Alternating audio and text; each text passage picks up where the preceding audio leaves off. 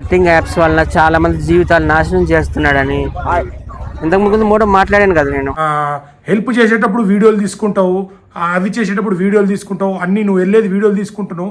అంత కాన్ఫిడెంట్ ఉన్నప్పుడు, నువ్వు అంత తప్పు చేయనప్పుడు మీడియా ముందు వచ్చి మాట్లాడితే ఇంకా జనాలకు తెలుస్తుంది కదా. ఇప్పుడు మీద ఒక నింద వచ్చినప్పుడు ఆ నిందని ఇది నేను చేయలేని మాట్లాడడానికి తప్పేముంది మీడియా ముందు? ఒక అమ్మాయి పోలీస్ స్టేషన్కి వెళ్ళి కంప్లైంట్ ఇచ్చిందంటే ఆధారాలు లేకుండా వెళ్ళదు కదా, అది కూడా లాయర్ని పట్టుకొని వెళ్ళింది ఆమె. ఖచ్చితంగా తను తప్పు చేశాడు కాబట్టి బయట తిరుగుతున్నాడు, తప్పించుకోవడానికి ప్లాన్ చేస్తున్నారు. సో ఇప్పుడు ఇన్ని వీడియోలు చేసినప్పుడు, ఇంతమందికి హెల్పింగ్ వీడియోలు చేసినప్పుడు నువ్వు తప్పు చేయలేని కూడా వీడియోలు చేయొచ్చు కదా.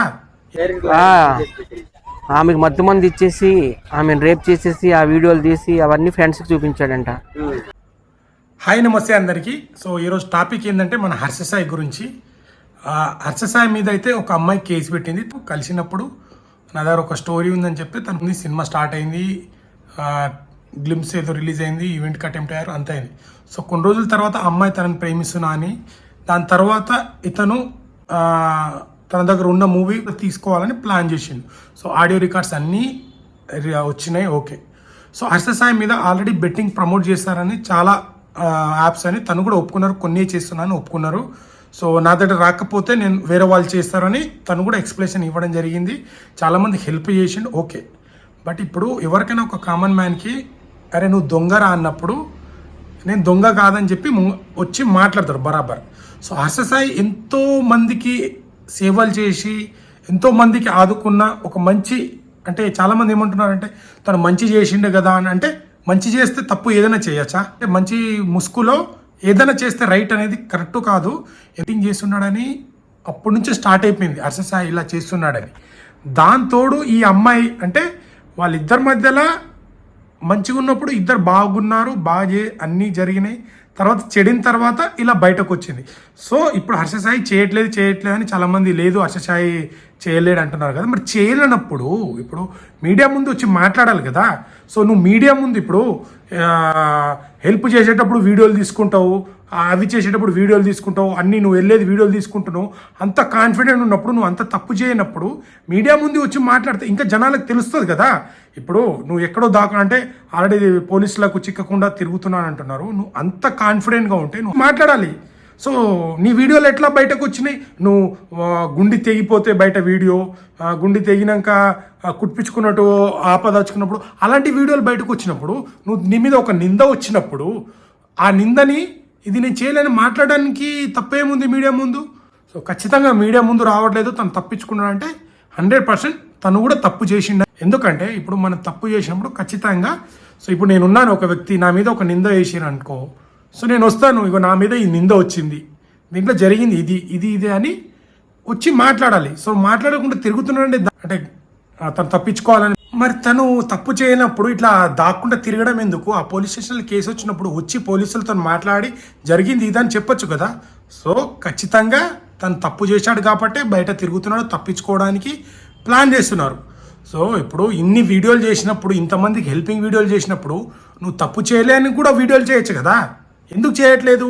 సో ఈ కేసు అయిన తర్వాత తను న్యూట్రల్గా అయిపోయింది ఎందుకు?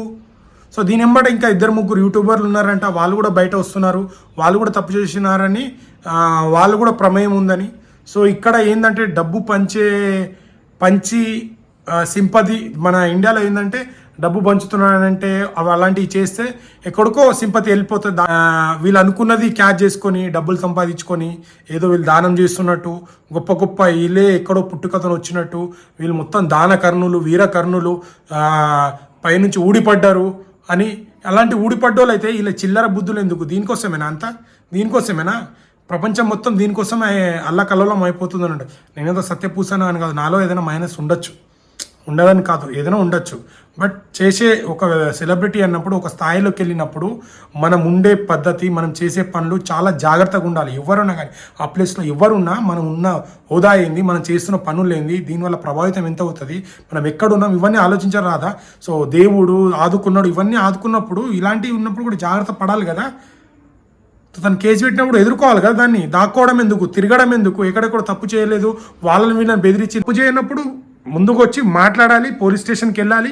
సో తను నా మీద కేసు పెట్టిందిగా, ఇది చేయలేను, తన తప్పు ఉంటే కూడా నువ్వు నిలది అమ్మాయిని శిక్షిస్తారు.